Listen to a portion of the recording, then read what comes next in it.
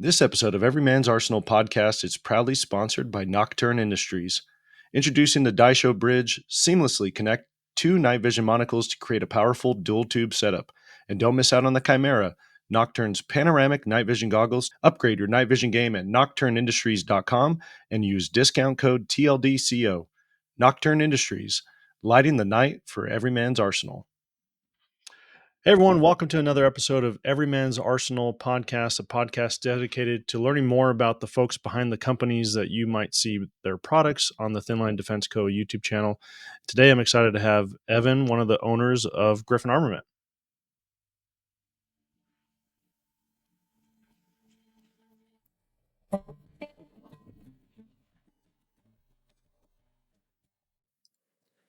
How's it going, Jason? Good to meet you.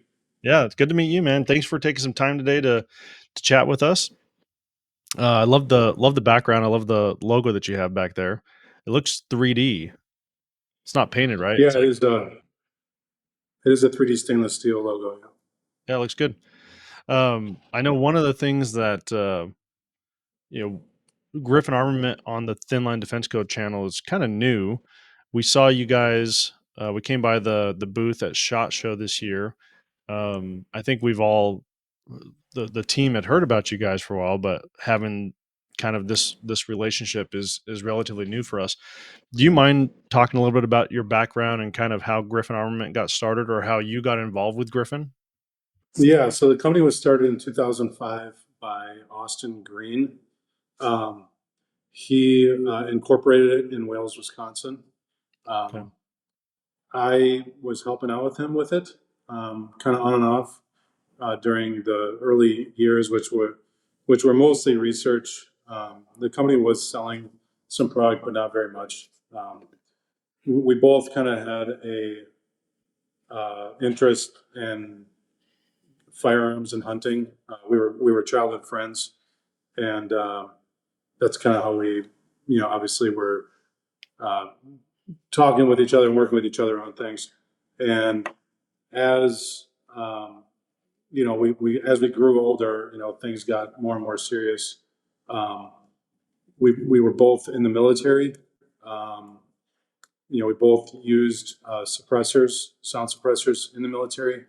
We were both snipers in the Army National Guard in a reconnaissance unit. And then after that, we went to the State Department Worldwide Protective Services Program, where we worked with, several different companies that were contractors to the State Department. And that kind of, it was difficult to run and manage the company during those years. But like I said, the company was relatively unknown. We weren't doing a lot of sales. Austin basically engineered a line of suppressors circa 2011 that I thought were really, a good line that could be taken kind of nationally to market. Yeah. And so at that point, I was in Kirkuk with the State Department, and Austin was actually in Baghdad doing contracting there. And that was the time where I thought, this could actually be a functional company with good sales potential. And so we kind of talked it over. I left contracting at that time in 2012, went back to Wisconsin to be the first full-time employee, essentially. And I ran it for a year, more or less alone, getting enough sales and marketing out there so that we could gather some sales. And, as soon as we thought it was, I basically had the conversation with Austin and said, as soon as we think this is substantial enough, then you should also quit, your contracting job. And so that was about a year later. So Austin stayed on about a year, basically using the contracting money to continue to fund the operation. Sure. And so it was kind of co-funded. He funded it more, but it took off relatively quickly at that point because there was being so much time was being thrown at it. Yeah. And it slowly grew from there. The first 4 years were pretty rough. 2016, there was a lot of sales and suppressors because there was an upcoming regulatory change Yeah. called 41F. Um, and so there was kind of a run on silencers. We sold a lot of product that year. The follow-on year was a drought, and we've seen kind of upswings like that, upswings and downswings several times over the years. Um, the Trump slump was another Yeah. one where pre-Trump there was a big run up on firearms and whatnot, but then post-Trump there was a slump because people felt like their liberties and rights were more intact. Yeah. Um, but yeah, we've been technically incorporated for 19 years since 2005.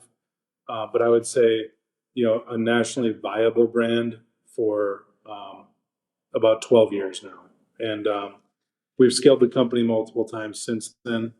And the last 4 years here have been pretty enjoyable. The operation's been a lot smoother.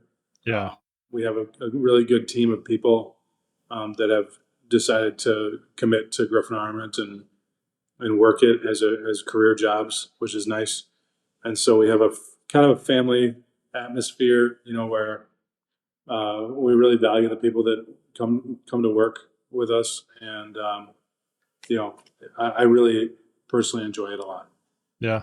It's interesting to hear your take on kind of how the company progressed and grew since you decided to kind of go all in, right? Quit your contracting job, do this full time.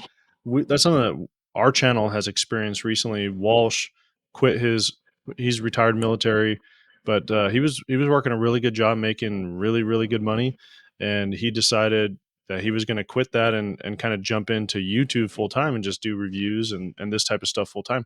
He's the one that's done a lot of the reviews on the Griffin Armament stuff, and he's got a video coming out, well, the Sunday after this recording, but when this airs, it's going to be the Sunday before this recording. Um, the silencer to your door program or suppressor to your door program. So he's going to be talking about his experience with that, and it's amazing to me how much energy the channel took when he decided to go all in. And I'm sure it's something that you guys have experienced as well when you decided, okay, I'm going to devote my time and energy to this. It kind of becomes a project of passion instead of a project, a job of necessity. And that's kind of inspiring to see people do that. Like, okay, I'm willing to take the risk and go all in. And it seems like it's paid dividends for you guys. Yeah, I mean, I hate to sound cliche because you listen to so much stuff nowadays like this. Yeah. Um, other people with social media and whatnot, people that are varying degrees of success.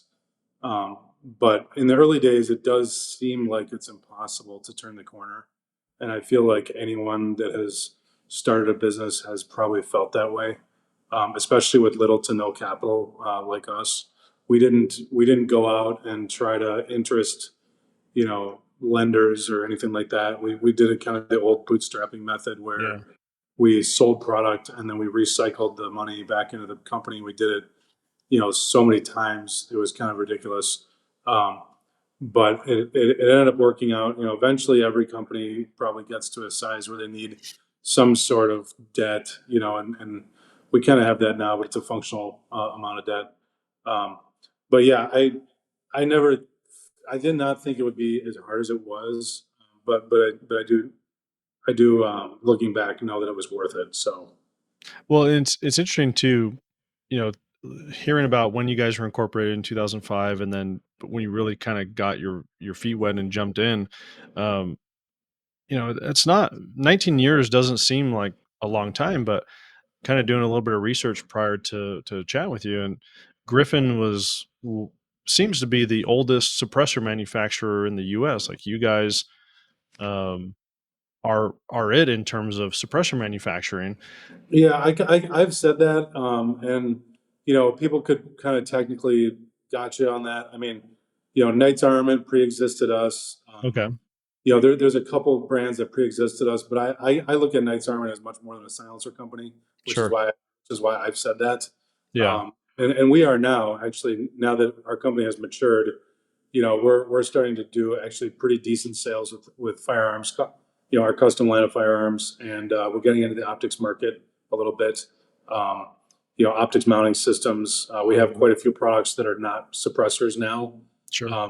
But in terms of a brand that's really dedicated in the suppressor market Hmm. in the U.S., um, I would say that's a relatively true statement, just because you've seen a lot of other brands bought and sold, you know, um, sometimes to their, oftentimes, I guess I would say, to their detriment. Sure. These larger companies that, you know, kind of after a while are specialized in mergers and acquisitions more than they do operations. Yeah. And they absorb these successful small brands, and then that small brand is really ruptured because it takes so long for them to get back on their feet that the dealer base loses confidence, the consumers lose confidence. By the time they get back on their feet, it's a skeleton of what it was. So I mean, yeah, I mean our time in doing it, you know, we've never been under different ownership. So I mean, Sure. the principles that we brought to the business, which are essentially old school traditional American values, like treating others as you'd like to be treated, trying not to screw people around, always trying to cover the customer wherever possible, not lying to people in terms of shipping dates, product availability, stuff like that. Yeah. It's not, those principles are really easy, theoretically, but a lot of people Yeah. don't practice them in the marketplace because so many brands are trying to make short-term cash, Right. so they're willing to bend their ethics or break their ethics in order to just make the short-term cash, but eventually it kind of catches up to them. Yeah. So It's interesting. I literally just had a conversation very similar to this with my daughter last night. So she just started her first job. She's working in sales, and and or sorry, in a yeah, I guess sales and service. But she was talking about a customer that came in that was extremely rude to her, and she's kind of a fireball. Like if someone ticks her off, she's usually able to just snap right back and fire right back at him. But now she's kind of representing this company, so she doesn't want to do that. So she was venting to me last night about it. And I told her, I think this is great that you're experiencing this now as a 16-year-old, because I hope that when you go and you're a customer, that you don't treat salespeople like you were treated last night. Right. So learn from this, use this to make yourself a better person. And I think a lot of those, exactly what you're saying, like those old school American values, treat people nice, uh, be honest. It, it's kind of lost on a lot of people, and it's cool to hear of a company that's taken that to heart. well, I think if you think in your mind that you're going to be here in 10 years, that's really the only way to do it, because you know uh, poor ethics or poor operations, poor business practices, you know, they'll only last for so long before. I mean, there's just too much social media. Communication is way too easy nowadays. Back in the old days when you had a yellow book, a yellow Yeah, pages book, it was a lot harder to give company reviews, and word of mouth traveled a lot slower than it does now.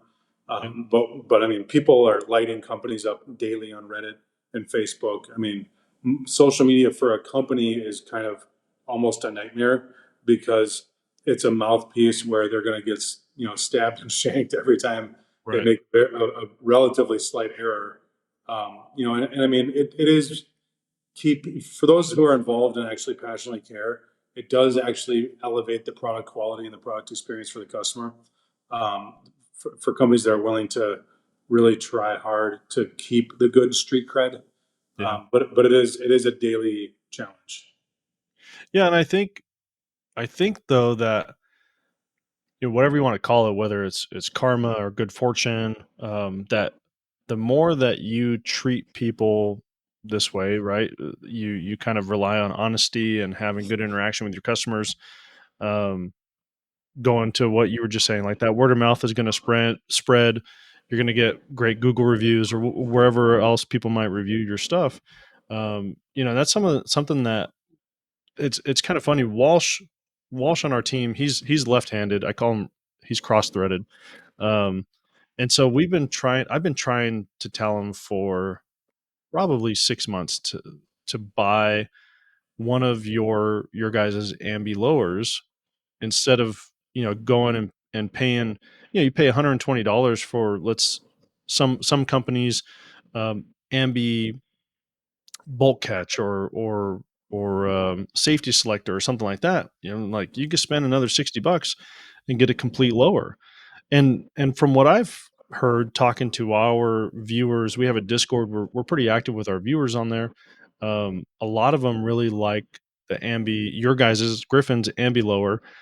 And when you look at other ambi lowers that are on the market, you guys are regularly talked about as the one to get, but your price is half the cost of some of these other companies that are out there.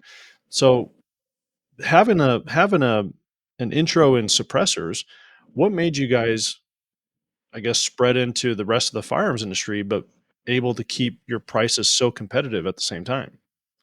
Well, that's a good question. I mean, the reason why we wanted to diversify products was because we early on in the company's history we realized that if you're kind of narrow in scope and narrow in product, you don't have a lot of business security because portions of the firearms market may be up or down. Portions of the market may be extremely competitive this year and maybe not as competitive the next year. So the more diversified you are as a company, the more you can rely on other income streams and things like that. Obviously, that presents challenges to, okay, so we want to get into guns. How are we going to do it in a way that's, actually competitive? Uh, but we used guns a lot, and so we thought, okay, we are ourselves subject matter experts. We consider ourselves subject matter experts on AR-15s. Um, and so it wasn't difficult to know what people revere and think is good about the AR-15, just because we had used them for so long professionally. Yeah. Um, so that wasn't a problem. The problem was more so, like you said, making the quality product for an affordable price. But I mean, again, once you've been in the industry for X amount of years, you're able to develop a better vendor base than someone who's just starting out. And vendors are like banks where they are very judgmental per the customer's credit. And if they see you as a startup brand that is an unfamiliar brand that maybe hasn't been in the market more than a few years, they're probably not eager to invest in you. Mhm. Whereas if you've been, let's say, going to SHOT Show for 10 plus years or whatever, and they've maybe seen you for 3 or 4 years, but they've never actually talked to you, it's just one of those things where, unfortunately, the longer you suffer, the more people realize, okay, these people are probably not going anywhere. They're Yeah. they're kind of they've got their meat hooks in. It looks like they're staying. We might as well treat them seriously now.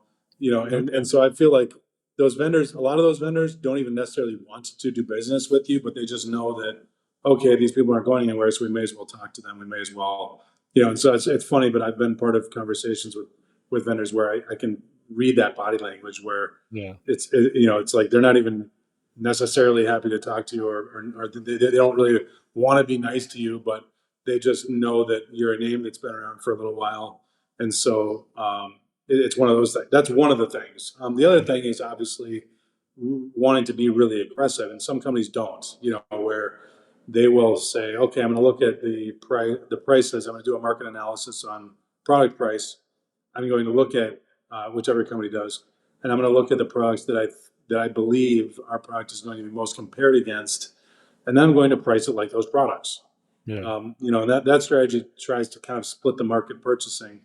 Mhm. So if brand A, B, and C are all you know kind of perceived to be competitors and of similar quality and price, then you could kind of assume that each one of those brands are going to get 33% approximately of the market.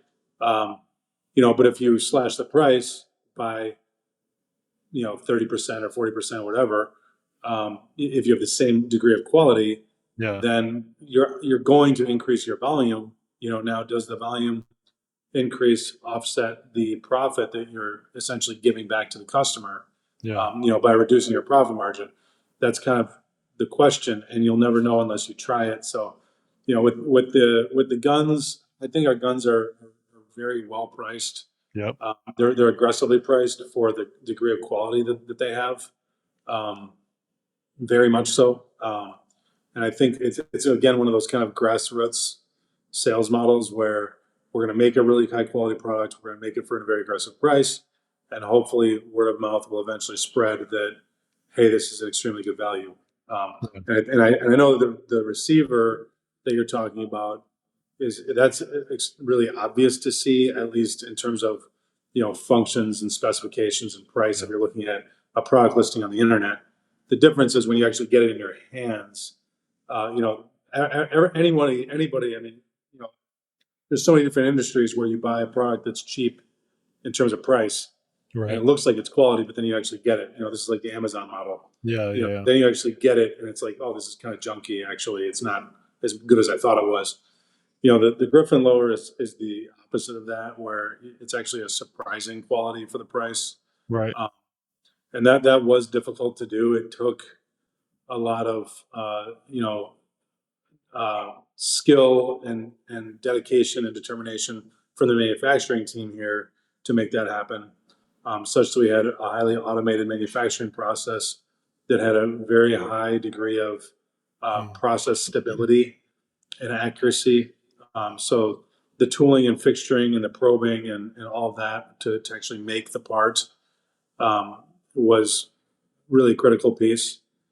So but I mean, rather than whip it together fast, which is what Right. some companies have done, where they take a large block of aluminum and they basically carve it up, and now they have a lot of extra machine time, in which they're essentially saying, "Well, we have to sell this machine time, to the customer, because that's essentially what these companies are, is they're machine shops." Yeah. Well, if we can reduce the machine time by, 50% possibly with a forging, which is what we did, use a forging instead of Yeah. a billet, then you're getting less machine time, which is essentially a less expensive product, but you're also getting a higher quality product because the forging actually is a denser version of that material, and it has softer radiuses on the outside of the material. Hmm. So the billet is it's kind of a marketing catchphrase saying billet machined. Sure. Billet machining is not necessarily the best way to do things. It's just Yeah. that due to economies of scale, a lot of manufacturers choose billet machining because they know that their sales volume is not high enough to select a higher volume manufacturing technology that would then be lower cost and potentially higher quality if it's done right. So, Hmm. yeah, that the lowers that the rifles we've been making for I want to say 6 years now. Yeah. The Mark One, which was the non-ambidextrous version, and it's a really great rifle, but it's relatively basic in terms of the old school mil spec style receiver stuff. Sure.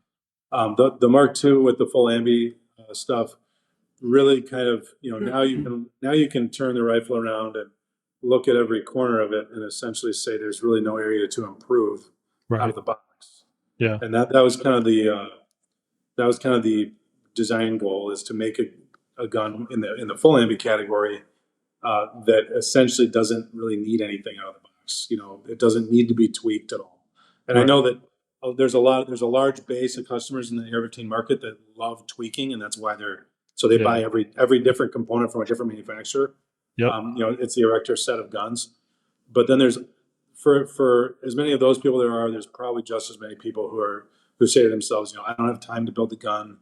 I just want to buy a gun, kind of like a set of golf clubs Yep. where everything's just there, and I don't have to worry about it, and I know that it's backed by a company with a good reputation and a good warranty, and et cetera, et cetera. So And I'm curious, when you guys decided to branch out away from suppressors and kind of diversify, was it an easier jump for you because you already had the machining skill and the technology there, or was it a big investment on buying new machines and hiring more folks? So was there a significant cost associated with that? there was a huge cost associated to it, and one that was not a good return on investment for several years. And so it was it looked initially it looked pretty bleak.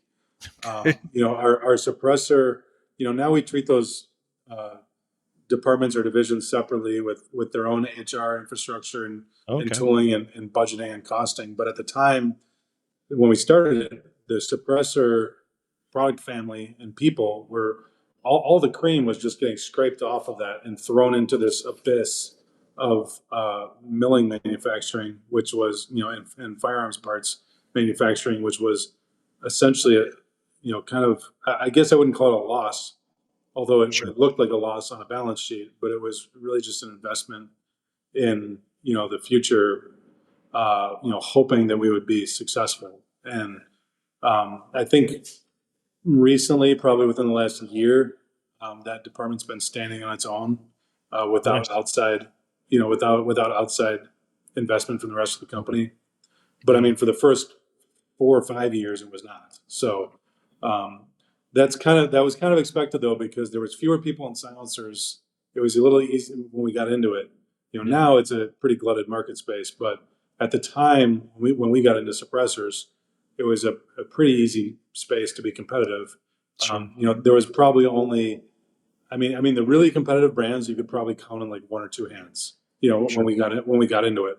Now there's maybe 100 brands, but most of them are white noise. A lot of them probably don't have the dedication to suffer through the downturns that will weed out, Yeah. really uncompetitive or undedicated people, which I've just seen so many times over the years. But with the rifles, when we got into rifles, I knew that we were up against not 10 brands, but maybe like 300.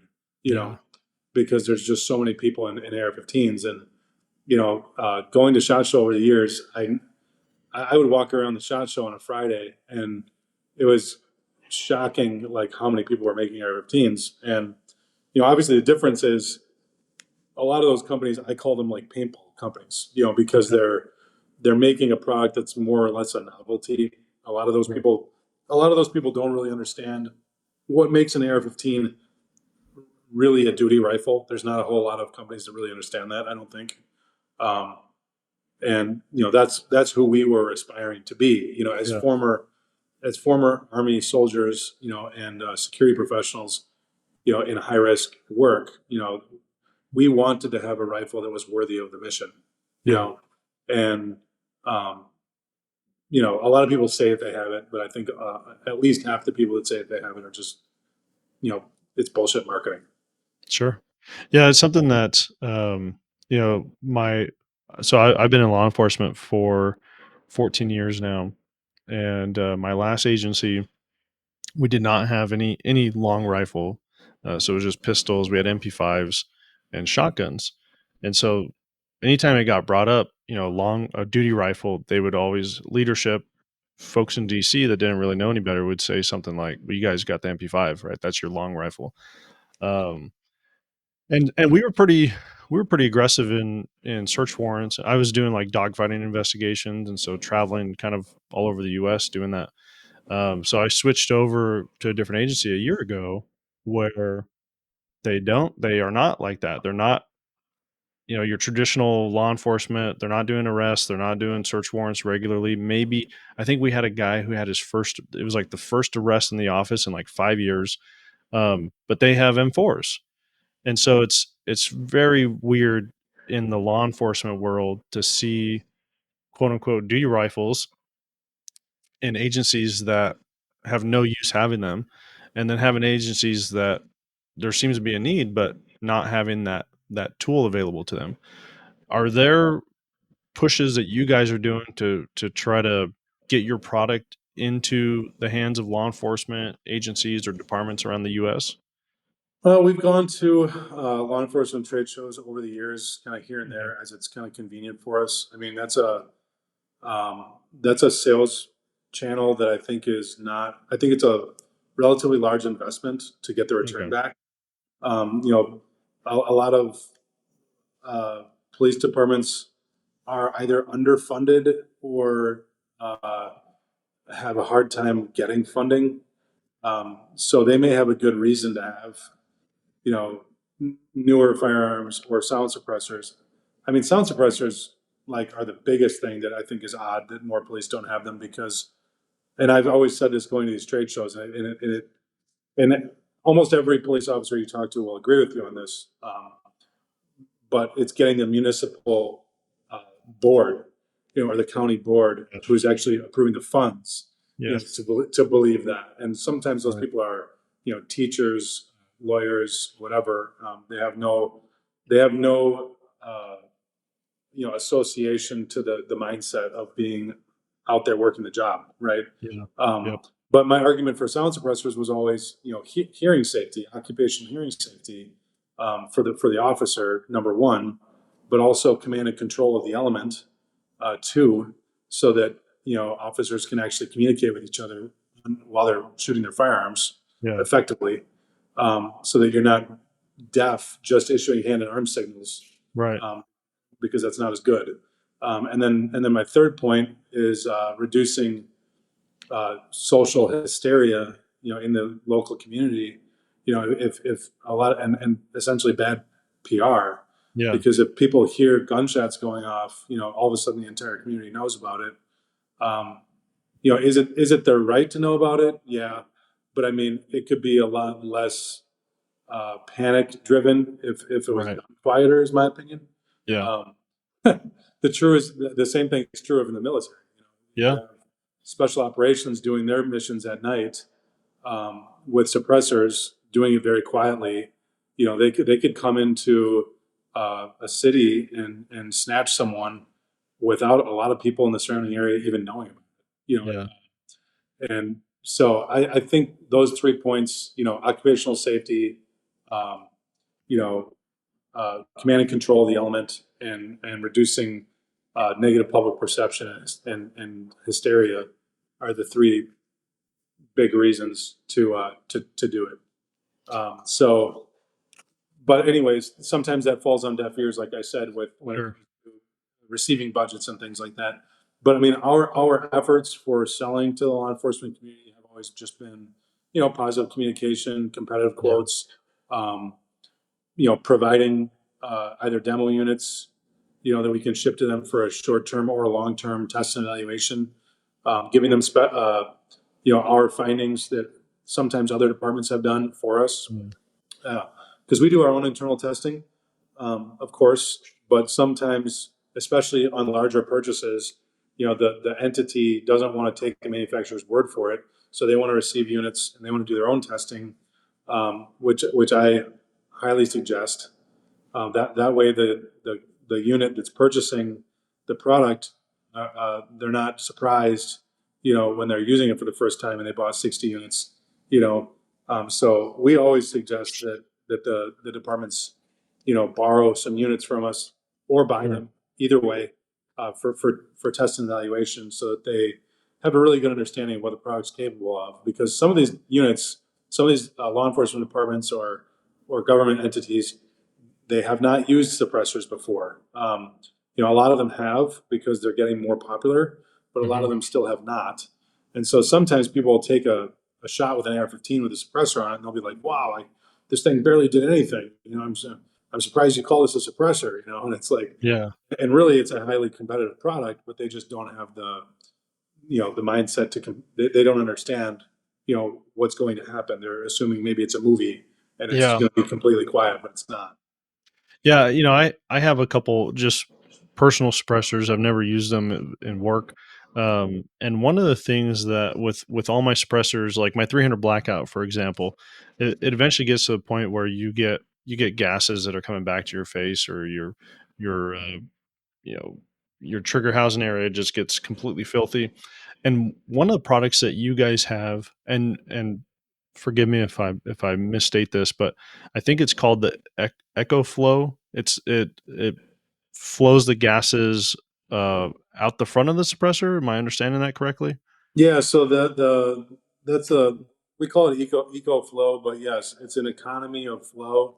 What we've done with those, so that's actually a utility patent that was uh, designed and invented by Austin, Oh, and cool.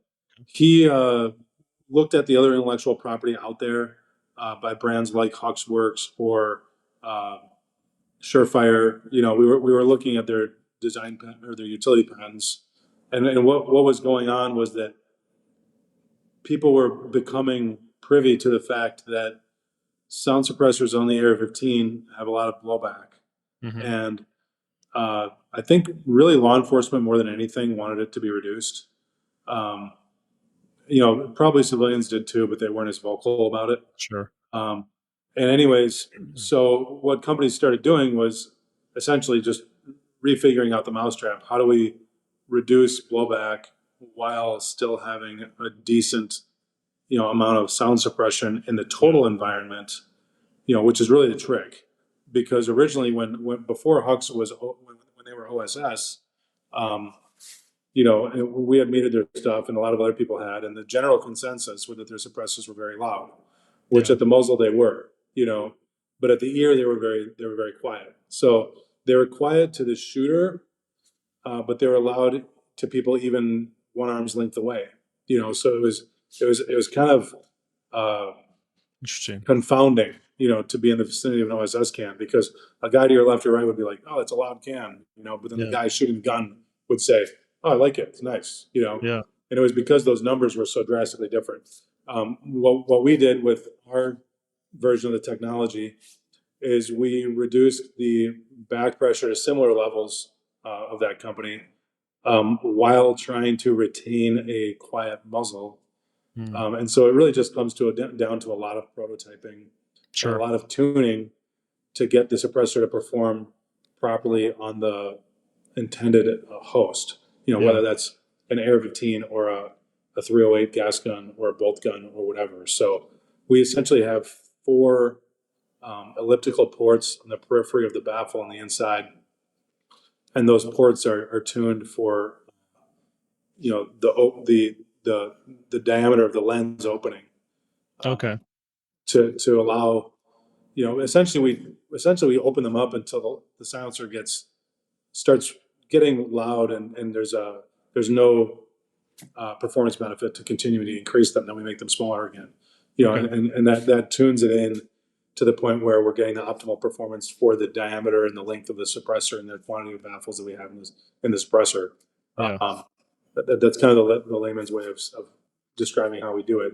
But those lens shaped cuts in the exterior of the baffles, or the periphery of the baffles, also assist with flash mitigation. So that's another uh, Oh, cool. tangent, Yeah. performance attribute that we try to control when we're manipulating that stuff. But I want to say about a year and a half was spent kind of developing that, in terms of its basic uh, form. And Mhm. then we slowly went through nearly the entire product line, implementing it in as many suppressors as possible. So now today, I want to say something like 90% or something of our suppressors have some Oh, that's some awesome. variant of that applied to it. Okay, now I know what I need to get for my AR-10. Sure. Yeah, and if there is a suppressor that doesn't have it, it's like for a very good reason. You know, Sure. but I can't. Off the top of my head, I think, like, for instance, the rimfire suppressor, the Checkmate. Yeah. I don't believe it has it as of right now. I could be. I could even be wrong, but Okay. because we do engineering revisions a lot. Yeah. But anyways, No, that's it's fascinating for me. I've never shot I shouldn't say that. I have a 45 cal can that's a Huxworks can. They're rad 45. But I haven't shot a rifle can of theirs. And seeing uh, I think you're exactly right. Like my experience on the law enforcement side, wanting less blowback, um, I can see why I would want that. Although my experience shooting with a can is only, my personally owned cans, just out of the range that I go to. Um, as I was researching though your guys' cans, one that really stood out to me, I love the EcoFlow design, but I didn't know that this was even possible, was a can that can connect to your mil spec A2 flash hider. Now is that Ye- is that something that's been around for a while? yeah. So I'll touch on that. I want to correct myself too, because I just looked it up. The current Checkmate does have that Oh, back cool. pressure reduction feature. So, Okay. but yeah, to answer your question, um, that was our original, what we call the gate lock. Mhm. That was our original QD, uh, kind of AR-15 uh, QD mechanism. and it was engineered around the mil-spec A2 bird cage compensator. Um, and the reason why we did that is because Gemtech, years ago had what they called the Halo, Oh, and it yeah. had kind of a more cumbersome, less easy to use system where you'd fish a collar over the device and then you'd put the suppressor on, you'd screw them together, and it was not really what generally a military or law enforcement guy would think would be a acceptable product. Sure. We like things that go on easily, fast. Yeah. Usually without tools, stuff like that, Yep. that repeat. And so the gate lock was kind of that. Um, the gate lock had a couple shortcomings because it was made for the A2 bird cage. It you know had a little bit of a wiggle almost on it, I Oh, would okay. say. Uh, Really, it was a rotation because Sure. the outside of it was precision ground, and so the POI shift was not really affected pragmatically when you would do testing. We'd see 3/4 inch shift or something like that, which you're going to get out of just about any well-made suppressor, Yeah. on an M4 carbine. So the POI shift was negligible, but people just didn't like the fact that it kind of rattled around a little bit Yeah. on the barrel, despite the fact that it wasn't going to remove itself. Yeah. It was actively locked on the gun. Um, so, but just a lot of people did buy them anyways and loved them and still do. We still make them. Um, but we've since come out with the dual lock mounting system, which is a proprietary mounting system. So it won't, retroactively fit on an A2. You need the specific muzzle devices for it. Sure. But it is essentially one of those, amazing G-Wiz mounting systems that has, you know, it seems to have no faults. Yeah. But it's a really nice mounting system. It's one that we engineered because we wanted to be really competitive with government quotes, Okay. because the government generally wants things to have locking systems Yeah. because they don't want to hear essentially excuses from operators in the field that they've lost equipment. Yeah. So that's where the dummy cord comes from in the military. Everything's dummy corded down because we don't ever want to lose anything because it's a nightmare to repurchase through the bureaucratic purchasing Yeah. channels. So once they buy gear, they want it to be in the equipment locker for a long Okay. time. So it makes sense why the military wants those types of things. We have a taper mounting system that has no lock. That's just a taper and a thread, and I've used it forever. We've had it out for since the company was around almost. It was our earliest mounting system. We still manufacture a metric shit ton of those because they're low cost. They're it's the keep it super simple type of engineering method. Consumers love them. We've demonstrated time and time again that you can run them on machine guns and they won't Yeah. walk off. And so these locking systems are essentially redundancies for, in my opinion, for the contract requirements and things like that. Yeah. Um, but yeah, we actually have a new version of the gate lock out, which we Oh, designed specifically for the Army's Soldier Enhancement Program, okay. through the PEO Soldier Program, and we submitted it to the Army Expeditionary Warfare Experiment, and it's a more complicated version of the gate lock that removes the tolerance that I'm talking about with a compression collar, Okay. with a ratchet locking compression collar in addition to the gate, so that it fits the M4 series firearms with no modification. So it bolts on like a flashlight. You don't have to remove the crush washer or anything like that. And it actually, you can cinch it down and make it tight. And so it's an improved version of that. It's a little bit heavier because the mounting system is a little bit more complex. Um, but it's a really interesting product for any, military agency or U.S. government or export government that has, NATO style M4 or M16 type firearms that they want to put suppressors on without modification. Yeah. Yeah, I'm sorry, I'm writing notes of like things that I want to ask because it's very fascinating to me, and I'm curious if you guys see if you're willing to share. I don't know if this is something you can talk about, but do you guys see yourselves if you know? I'm just pulling this out of my head. I don't know if this is what you guys actually see, but let's say the Army's looking for a new suppressor.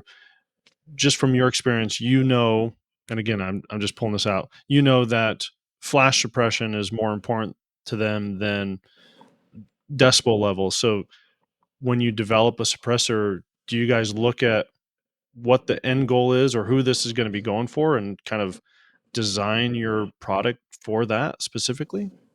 So we've always had the R&D mentality that the silencer should just be the best version that you can possibly make it, and then Okay. hopefully the customer will like it. You know, Okay. and so we've always looked at weight, point of impact shift, service life in terms of how many thousands of rounds you can fire through it. Um, heat resistance for full auto or belt fed, whatever you want to call that. Um, Flash suppression.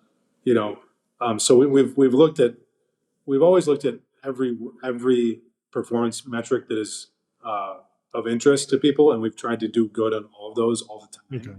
Okay. That's the constant desire. Yeah. But yeah, I mean, you look at some of the products that the military has purchased. Some of them, a lot of times, they don't make sense to an Yeah. operator because they're overly heavy or possibly overly complex, overly expensive.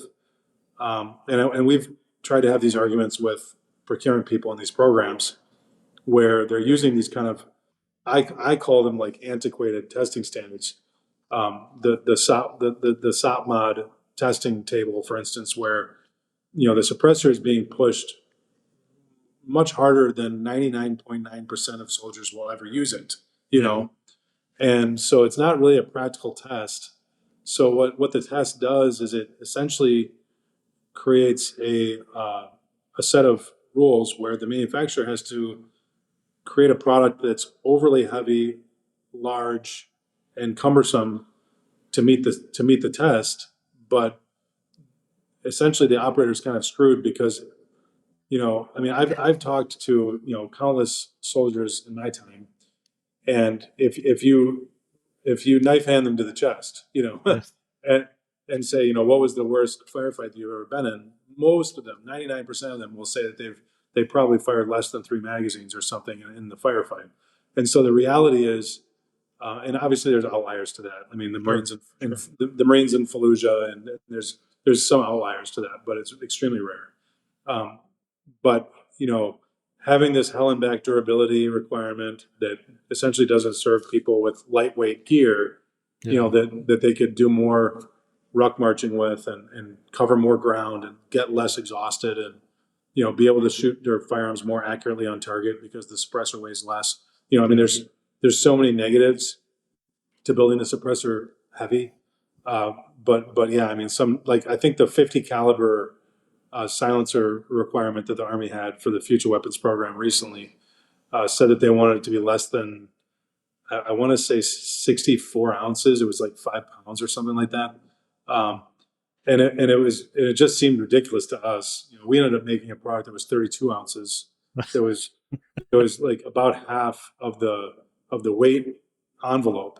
Right. And then we argued, and it was still hell and back durable. We put 800 rounds of cyclic rate belt fed through a Wow. 240 through a Good. 240 machine gun with it in testing to prove that it was durable.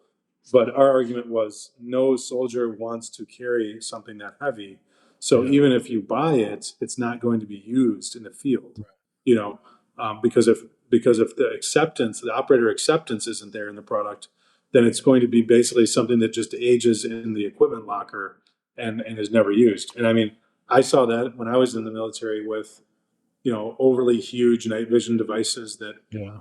they were kind of cool to look at on the gear floor when people were breaking out gear.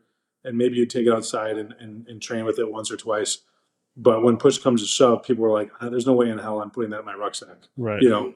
And Where's so the it flash? would take like it would take a commander's directive or something for people to Yeah. carry equipment like that because they just didn't want to, you know. And so making the products, have overly large, overly heavy, it actually does reduce lethality for the warfighter, which are the hot buzzwords that the military likes to use, Yeah. because they don't like the gear then, Yeah. and they're not going to use it. I mean, it's the same thing with like the M107 50 caliber sniper rifle.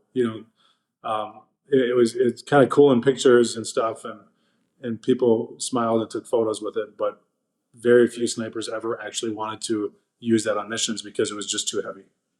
Yeah. Well, and I can see that. What was the was it the Remington? There was a Remington model that the Army used for a long time, or maybe they still use for their sniper rifles, wasn't it? Like a 308 or something?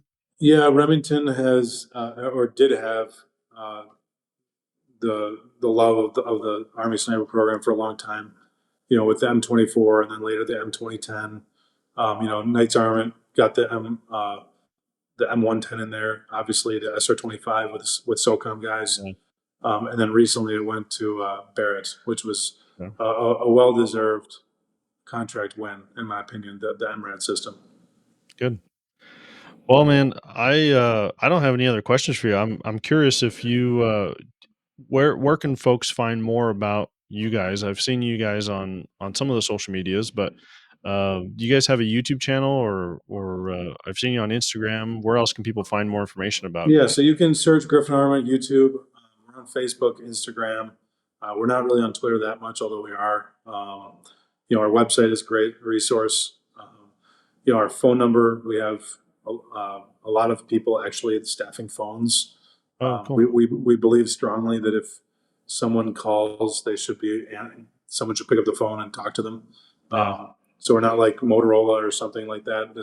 These mega companies that make shit tons of money but then don't staff phones. It doesn't make any damn sense to me. Yeah. Um, so we have pretty well trained, passionate people in our customer service department that are able to answer a lot of random questions people might have. Um, but yeah, we're on all the typical platforms. Okay. Yeah, I'm excited about I'm really looking for I haven't watched it yet, but Walsh's suppressor to your door video is going to be coming out this Sunday and um I'm not going to spoil it, but he got approved in like a wicked fast time. So as someone that had gone through the process of, from the time the ATF cashed my check to the time I had suppressor in hand being 13 months, anything less than, 6 to 9 months. I just did some paperwork for some suppressors, maybe 4 months ago. And as I was walking out, she'll say, we're seeing these turn around in about 6 to 9. And I cut her off. I'm like, don't get my hopes up. Like, just call me when it's ready. So I'm Yeah, I very mean, curious how this recently there's been programs. changes. Recently, there's been changes with the ATF, and there's a lot of reasons why. I guess why they're getting faster, but that's not exclusive to Griffin Armament. That's anybody right now, which is Sure, nice. sure, sure.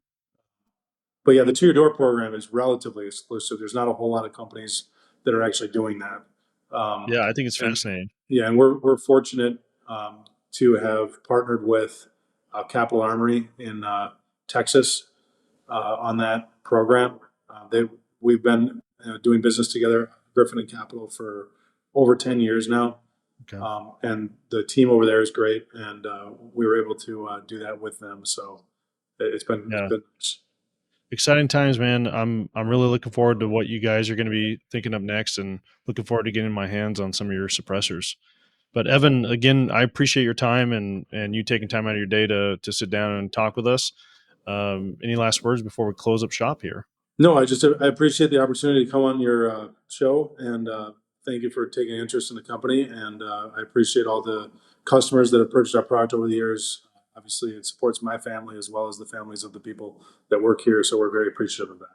Absolutely. Well, thanks again, Evan. And for everyone that's watching or listening, we'll see you guys next time.